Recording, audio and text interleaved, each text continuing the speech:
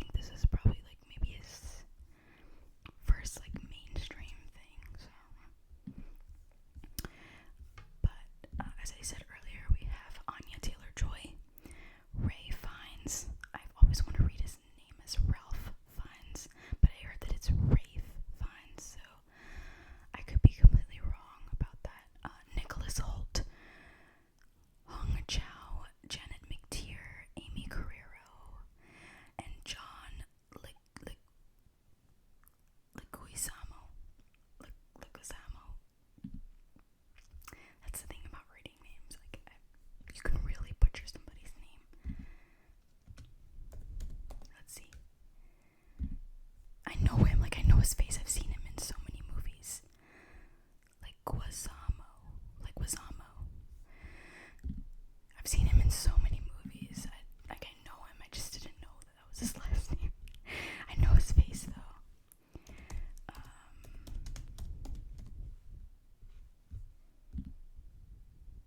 Yep, it's Rafe Fiennes for Ralph Fiennes.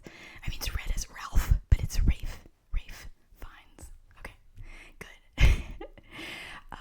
Yeah, so that's the main cast, I would say. But it's set in a restaurant owned by this really highly acclaimed chef, played by Ray Fiennes. And there's about, let's say, 9 people. Is it 1, 2, 3, 4, 5, 6, 7, 8, 9, 10. There's 11. There's 12 people dining there. And initially they're under the impression that they're going for just some a luxurious experience. They're gonna eat some good food, they're gonna be catered to, and it starts out that way. And then it goes horribly wrong with some super interesting, intricate, creative, and horrifying dishes. Dishes that are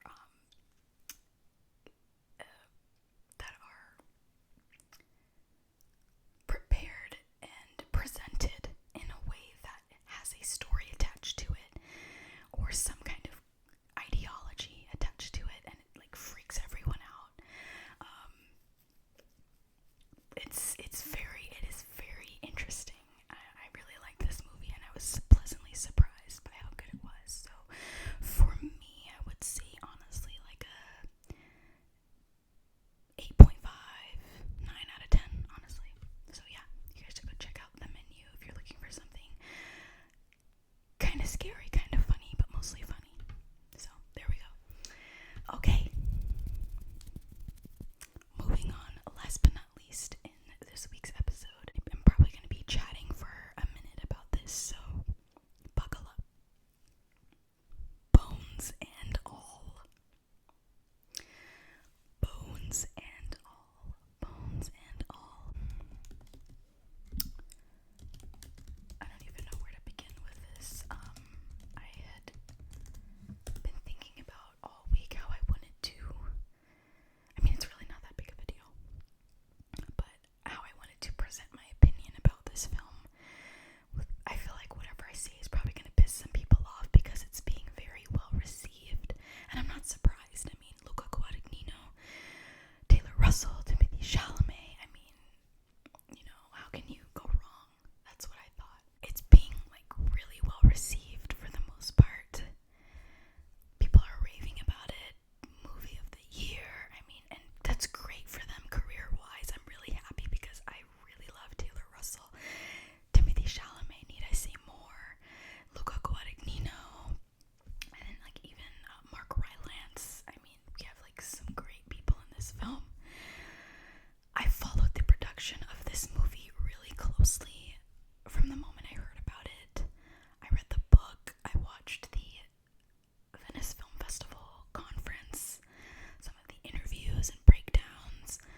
I was really thrilled and excited for this movie, and I wanted to love it. I wanted so badly to love it.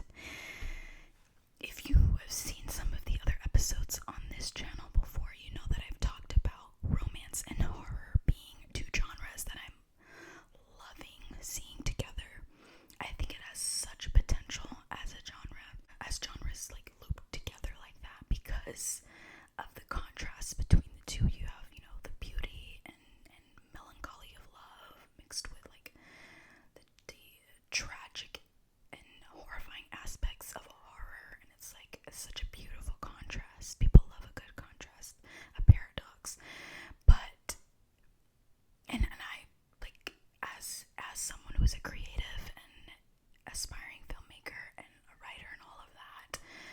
it's a genre that I could see myself making a lot of films, having them be horror romance, you know.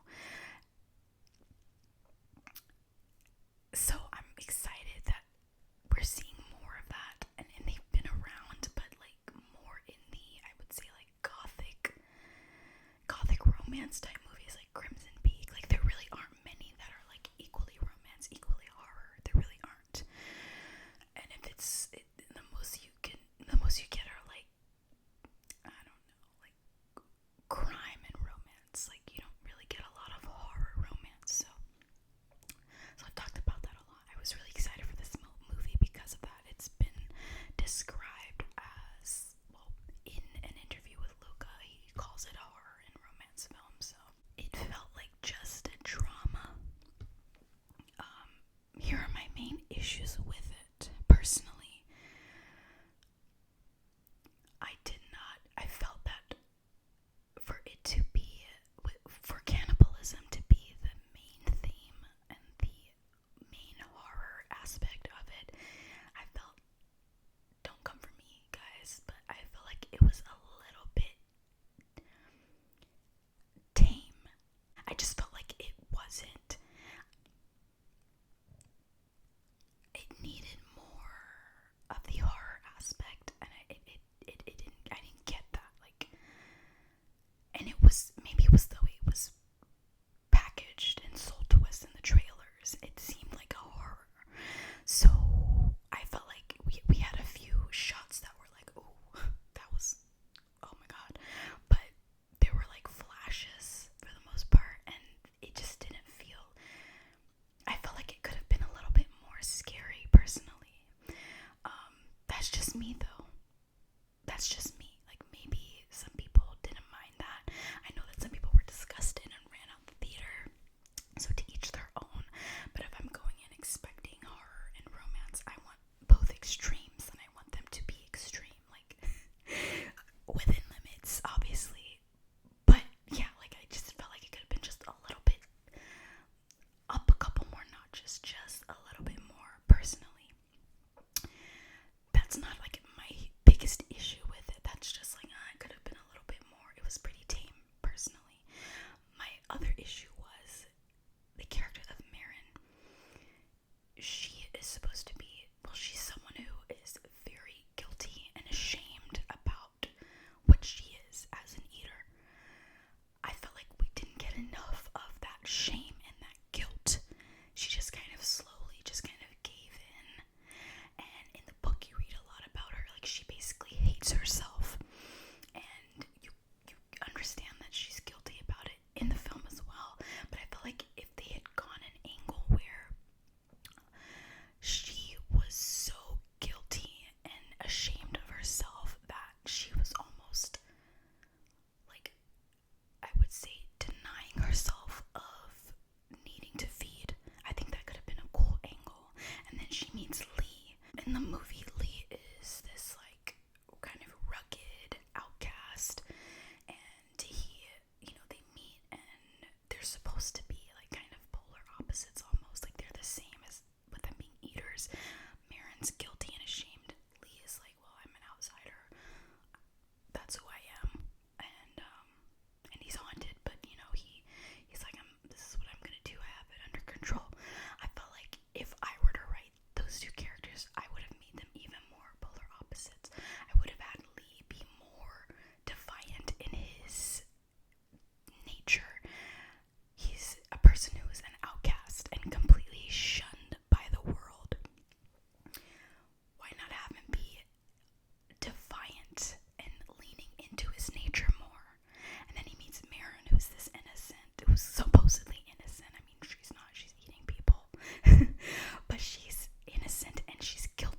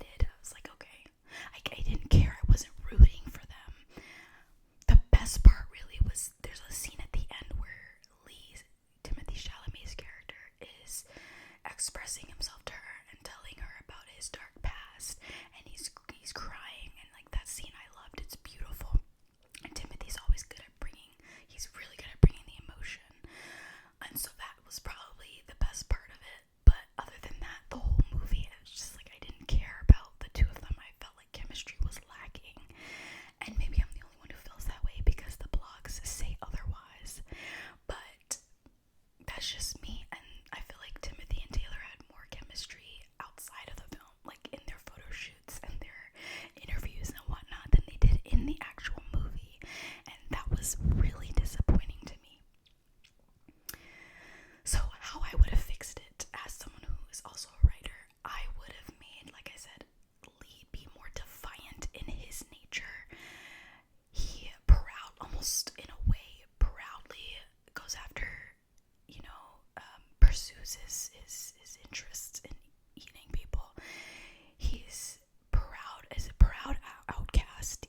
He's so defiant, and he knows he's shunned, so he's like at the point where he doesn't care at all about repercussions or about what people think of him or about trying to salvage some part of himself. He's almost so gone, and there's like one little sliver in him, and that little sliver of hope in him is what attracts him to Maren, her being the complete opposite, with her being ashamed and guilty and regretful, and she has that little sliver in her that's almost attracted to that darkness that's in Lee. And so they come together like a yin and yang to fulfill each other and fill each other's spaces. And maybe we could have even made it, they could have made it almost as if they envied each other. So, not literally like, I hate you, but Lee envies her. Lee would envy Maren's ability to feel that guilt, and maybe she has a level of discipline that prevents her from eating all the time, and then Maren envies Lee's ability to just completely let himself go and give into his nature, and so they learn from each other. And then at the end, where she eats him, which was a brilliant ending, it's in the book, so I was really excited for that. When she eats him, it's like part of her has turned into him, and by him giving up his body and telling her to eat him, he almost becomes more like her in the way, so they almost do a trade-off, having learned from each other. And so yeah, that ending I loved. The ending with Maren eating Lee, I really did like. That was also in the book. I thought that was beautiful. Like, I want to be with you forever. I want you to take everything you can from me. Like, it's poetic. But aside from those two last scenes I mentioned with her eating him,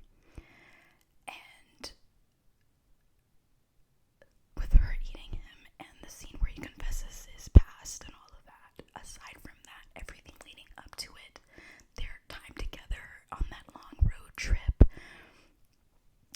the little bit of the few kisses they had, it just wasn't like, wasn't giving. Like, it just was lacking. Something was missing there. I don't know what was going on behind the scenes. I don't know if it was the writing. I don't know what it is. I don't know if it lost a lot in editing, but their chemistry was really tame. And no, I'm not asking for something like really gratuitous and exploitative or just like super tantalizing and stuff. No, there's a way to show passion and longing without it being gratuitous, and it just felt like something was missing with their interactions. Some of the lines and the way the lines were written were a little bit off for me, and there were some scenes where I personally felt like Lee's character they didn't give us enough, and I felt like maybe Timothee didn't feel like he had enough to bring to the character, because I've seen him in other films and he's really, really good. But this, I just felt like it was kind of lackluster and dry on his behalf. And Maren, I think she did, Taylor, I think she did the best she could, but it had to be the writing. Maybe something got lost in translation during post-production. I don't know. But what I was expecting and what I got, it just didn't match up. Could it have been more gory, in my opinion? More disturbing, more scary? Yeah, I think so.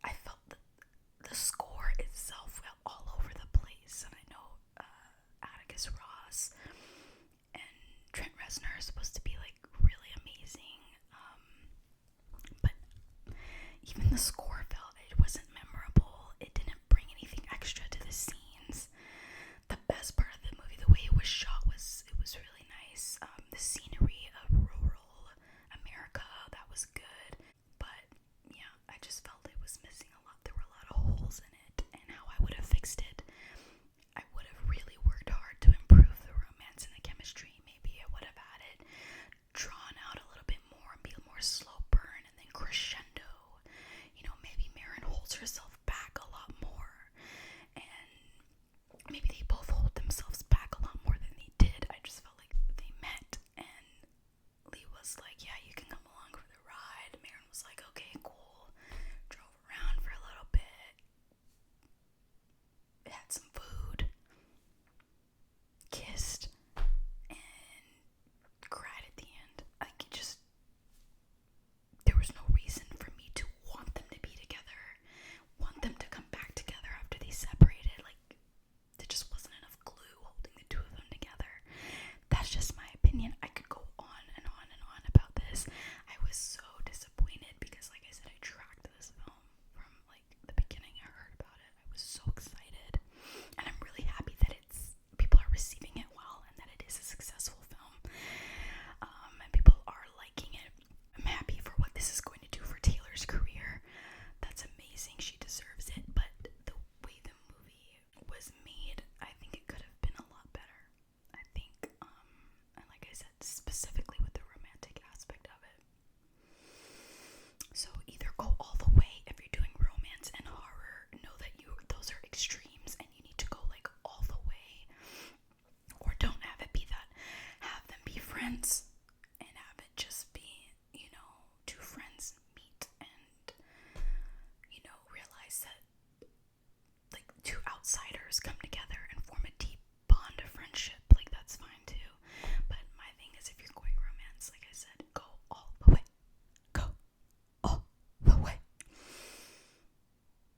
Yeah. Oh, and then, okay, Mark Rylance was probably, again, the best part of that movie. He was really good as Sully, this creepy cannibal that's like following her. I really liked him as that character. And then what I felt was also a really good choice was Andre Holland as Maren's father. He plays Maren's father, and just his brief little time in the movie felt so natural and just really good. Chloe Sevigny's character, I felt like they did nothing with her. Like, they could have, that was supposed to be the main conflict, and then it was resolved, and then you have the last 45 minutes of just, it's like, okay, I don't know. So they like did nothing with her character, and then Michael Stuhlbarg shows up as this other cannibal, and it's like a cameo, and he was great for those few minutes, but it was like, okay, well, who cares? Like, what does this do? How does this serve the plot? I don't know. So maybe I'm all wrong about it. Again, this is my opinion, 100% my opinion. Call me crazy or disturbed if you want. That I felt horror could have been toned up a bit. Like I said, that wasn't the main issue for me, but that was part of it. The horror aspects could have been toned up because based on that trailer we saw, where was that feeling? I didn't even feel I didn't feel that, like, when you watch a horror movie and you're gripped and unsettled. I didn't feel that. And maybe Luca wasn't going for that, and that's fine. But like I said, romance and horror extremes, go all the way. The romantic aspect needed more chemistry. It didn't feel the chemistry between the two of them. It needed more passion. In the way it was written was just incomplete, tons of holes. Character development could have been way better. It had so much potential. Like, I almost wish I could rewrite the script and email it to Luca and be like, hey, how do you feel about this? But that's just me. So yeah, overall, 6 out of 10 for me. And that's generous. 6 out of 10 for me. Yeah. I would say even the sound was off. Like, I'm remembering the scenes where you're hearing Timothée Chalamet talking, and you're like not really hearing him. I didn't even know, some of the times I wasn't sure what he was saying. So whoever was working on the boom mic, or I don't know, the sound was not, maybe that's the way his character is, but I just was like, I couldn't hear him. And his entrance into the movie, I felt like it could have been a lot more like a lot more shocking somehow. I would have loved, like, the scene where the heightened emotional scene